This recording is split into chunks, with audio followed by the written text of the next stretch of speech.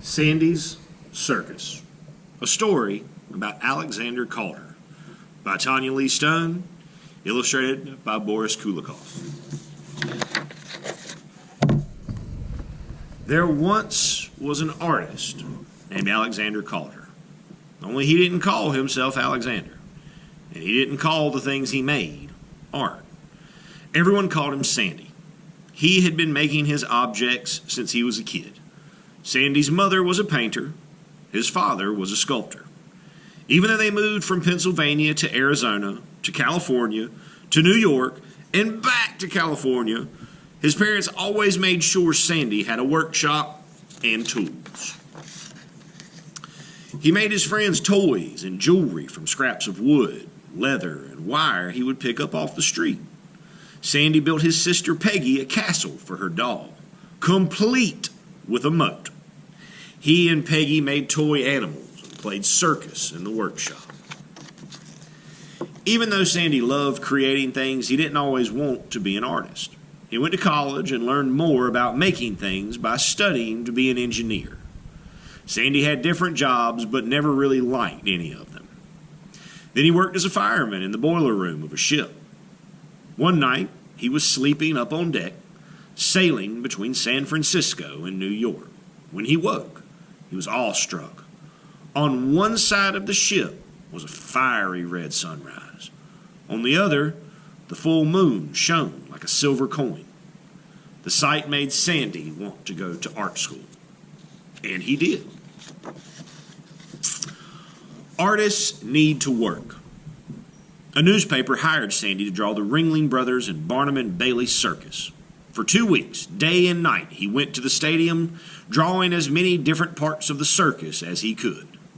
He loved sketching elephants, the flying trapeze, the lion tamer, and the dancers. Sandy sat in different parts of the theater to see from up high, down low, off to the side. The next year, 1926, he decided to go to Paris. Why Paris? Because that city was alive with art. And Sandy said, "In Paris, it's a compliment to be called crazy." Sandy rode through the streets of Paris on his orange bicycle. He carried a roll of wire around his shoulder and a pair of pliers in his pocket. When Sandy bumped into a friend, out came the wire and pliers. He would twist and bend and curl while he chatted. And before they said adieu, Sandy would give his friend a gift. Voila, a small portrait of the person made of wire. One day, Sandy made a little wire lion. He built a colorful cage for the lion. Of course, since the lion was a wild animal, it needed a tamer. So Sandy made him too. And then he made high wire walkers and a high wire for them to walk on, and a safety net in case they should fall, and a flying trapeze, and a red stage. Sandy started to see a whole circus come to life before his eyes. Then he really got going. His huge hands worked with tiny pieces of wire, cork, cloth, buttons, yarn, string, leather, paper, and bits of wood. He twisted and shaped and curled and cut and curved until Sandy was ready to put on a big top circus show. His circus filled 2 suitcases. Click, click. Sandy set up the stage with his animals and performers wherever and whenever he could. He went back and forth from Paris to New York, those suitcases always along for the ride. During one stay in New York, Sandy made more animals and acrobats. His circus grew to fill 5 suitcases. When it was showtime, out came the suitcases. Click, click, click, click, click.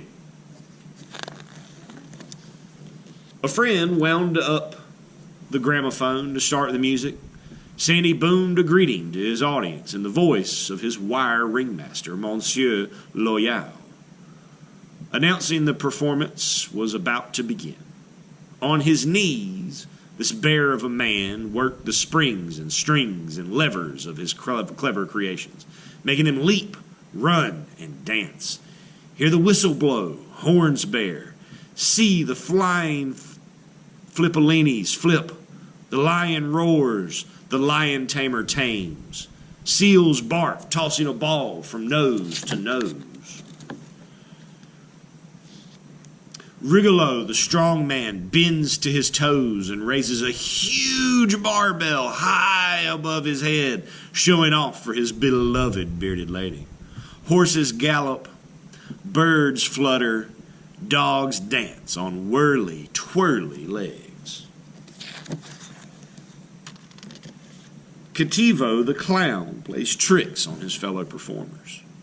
He dangerously distracts the axe thrower just as he hurls his axe at the wire girl. Oh no! Injury under the big top. But never fear, help is on the way. Sirens wail. 2 wire rescue workers race in to carry the girl off on a teeny tiny stretcher. Sometimes the show went on for hours. There were chariot races and bucking broncos, a belly dancer, camel, and kangaroo. Sandy crawled around on his hands and knees, arranging his wire animals and circus folk, setting them in motion to perform for the crowd.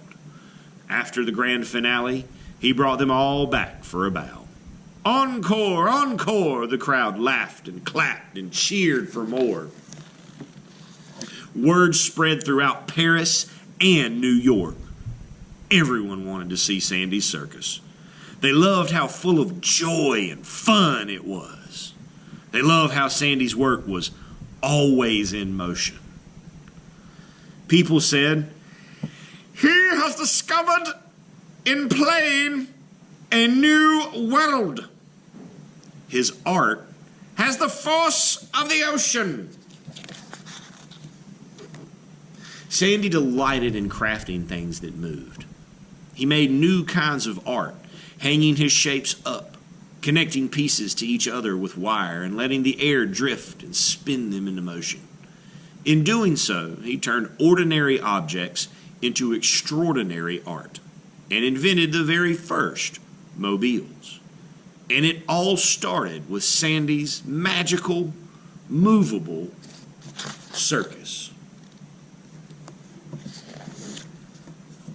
Author's note. Alexander Caulder was one of the most important American artists of the 20th century, and his circus was one of his most important works.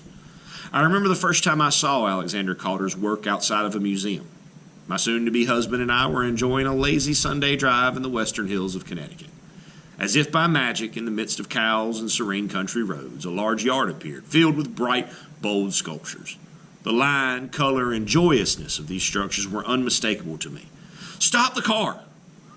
We climbed out and peered as politely as possible into the backyard. Okay, we stared incredulously. I had no idea that Caulder had lived in Roxbury, Connecticut.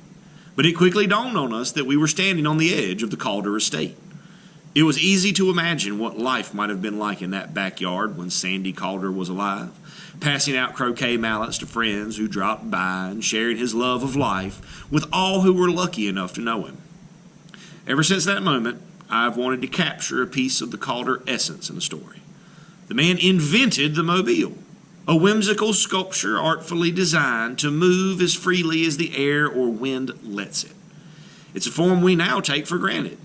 Yet even the mobiles that hang over baby cribs would not exist without Caulder. He also built enormous, bold metal sculptures that stood still, called stabiles. I hope I've been able to convey some of the Caulder magic through the story of Sandy's Circus.